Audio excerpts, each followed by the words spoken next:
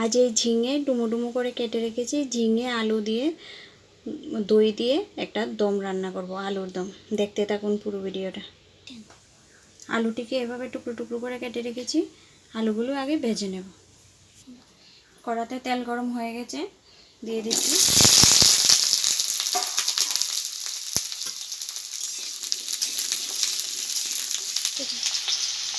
স্বাদ মতো নুন, হালকা একটু হলুদ গুঁড়ো। এবার ভালোভাবে ভেজে নেব। ভাজি হয়ে গেছে, নামিয়ে নিচ্ছি। ঝিঙেগুলি ভেজে নেব, তার ফাঁকে মশলাটা করে নেব। জিরে গুঁড়ো, কাঁচা লঙ্কা, আদা সবগুলি একসাথে পেস্ট করে নেব। দিয়ে দিচ্ছি স্বাদ মতো নুন, দিয়ে দিচ্ছি একদম হালকা হলুদ। এবার ঝিঙেটাকে ভালোভাবে ভেজে নেব। ঝিঙেগুলি ভাজি হয়ে গেছে, নামিয়ে নিচ্ছি। এবার পুরন দিয়ে দেব।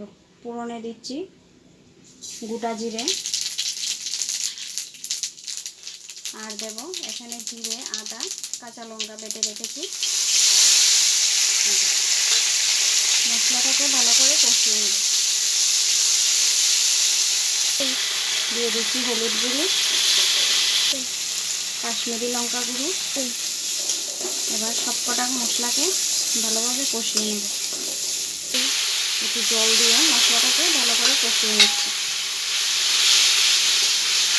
মশলাটা কষানো হয়ে গেছে, দিয়ে দেব ভেজে রাখা সবজি। দিয়ে দিচ্ছি ভেজে রাখা ঝিঙে আর আলু। এবার মশলার সাথে সবজিটাও কষিয়ে নেব।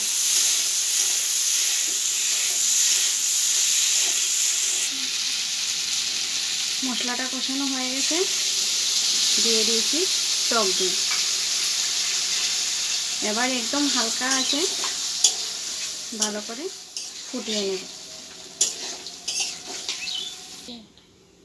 দিয়ে দিচ্ছি স্বাদ মতো নুন। স্বাদের ব্যালেন্সের জন্য একটু চিনি দিলাম, যেহেতু নিরামিষ তরকারি। তরকারিটা হয়ে গেছে, ঢেকে দিয়েছিলাম, তাই সব কিছু ভালোভাবে সেদ্ধ হয়ে গেছে। দিয়ে দিচ্ছি অল্প ঘি, দিয়ে দিচ্ছি অল্প গরম মশলা গুঁড়ো। এবার নামিয়ে নেব। দেখুন দেখতে কি সুন্দর হয়েছে কালারটা, আর খেতেও খুব সুস্বাদু।